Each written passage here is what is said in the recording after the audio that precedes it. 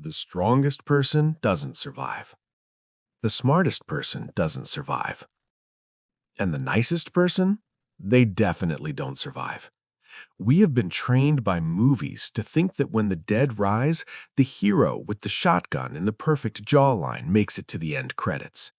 We think survival is about ammo counts and bunker thickness. It's not. In a real zombie outbreak, statistics say 90% of you are dead in 72 hours, not because of the zombies, but because of who you are. Before we rank our survivors, we need to set the difficulty setting. We aren't using World War Z logic here. If zombies can sprint faster than Usain Bolt and climb walls like ants, we're all dead. End of video. For this scenario, we are going with classic realism.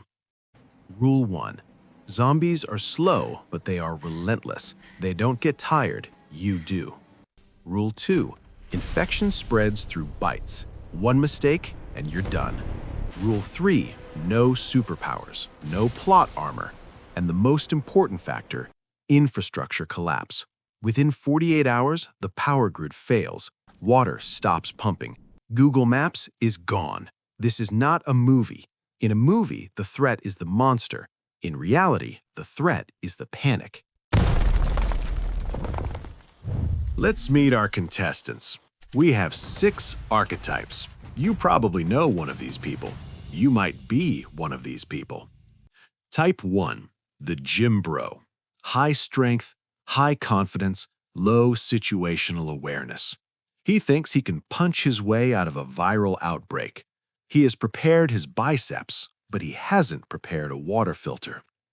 Type 2, the smart guy. Book smart. He knows the chemical composition of gunpowder, but he's never thrown a punch. He overthinks everything. While he's calculating the trajectory of a jump, the zombies are already chewing on his leg. Type 3, the influencer. Driven by external validation. Their first instinct isn't run, it's record.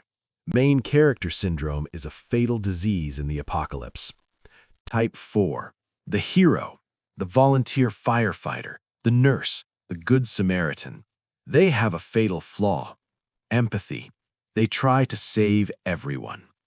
Type 5, the lone wolf, trusts nobody, has a bug-out back, is mentally prepared to eat his own cat if necessary. Type 6, the quiet planner, observes, moves carefully, doesn't try to lead, doesn't try to fight, just tries to exist. Let's see who survives day 1. Hour 0.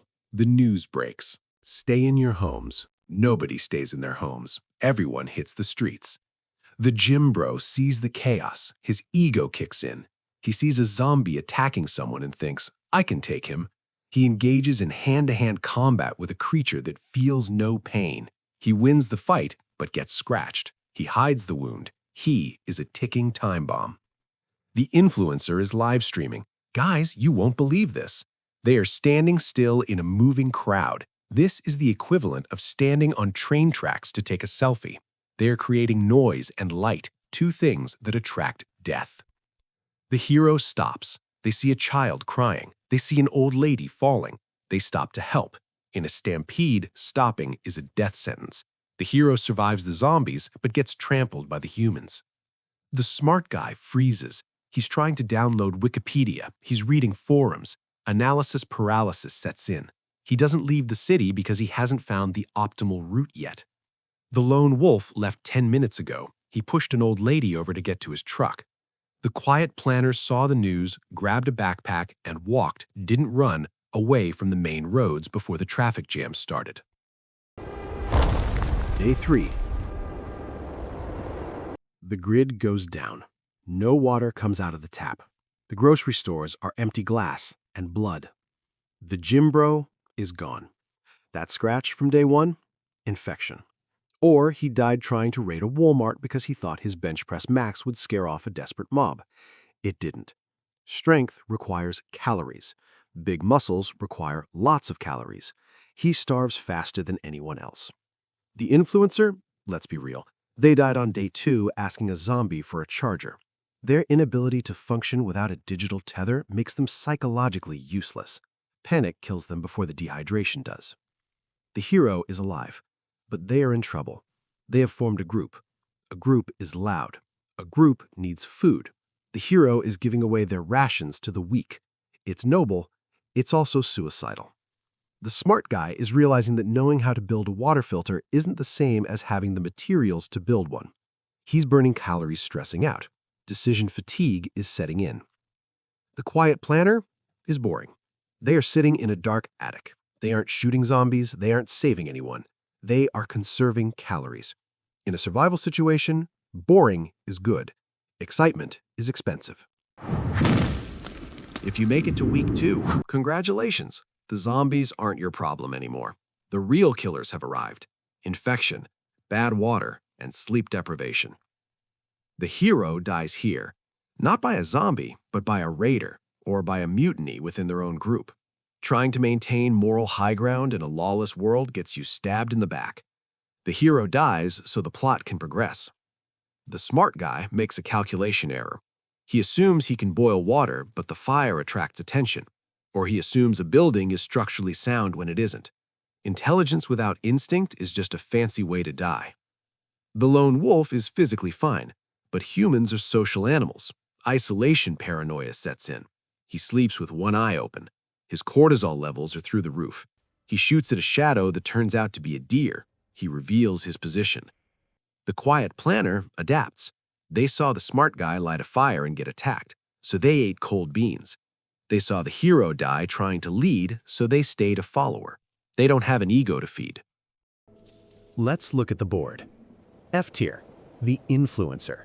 0 survival skills, high noise liability, first to die.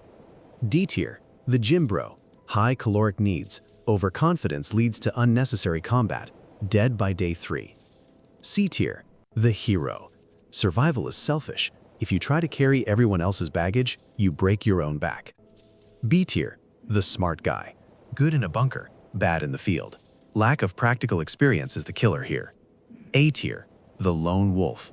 Excellent skills, but the trust no one mentality eventually backfires. You can't keep watch 24/7 forever. Eventually you have to sleep. S tier, the quiet planner. Why? Low ego. They don't need to be the leader. Pattern recognition. They watch who dies and avoid doing that. Discipline. They can sit in a dark room for 3 days without freaking out. The quiet planner wins because they understand the most important rule. You don't have to win the fight. You just have to survive it. We joke about zombies, but the logic here applies to any collapse. A hurricane, a war, a grid failure. The thing that kills most people isn't the disaster. It's normalcy bias, the refusal to believe things are changing. The gym bro dies because he thinks the world still cares how strong he is. The influencer dies because she thinks the world still cares who she is. The hero dies because he thinks the old moral rules still apply. Survival isn't about strength. It's about adaptability. It's about killing your ego before it kills you. The people who make it are the ones who can look at the world, accept that it has changed, and change with it instantly. But what happens when these survivors are forced into the same room? Next time, we run a simulation. 1 safe house, 6 survivors, 1 loaf of bread. Who betrays the group first? The answer might surprise you. It's usually not the bad guy. Which archetype are you? Be honest. Are you the smart guy who freezes or the quiet planner who survives? Let me know in the comments. Stay safe, and remember, cardio doesn't matter if you run in the wrong direction.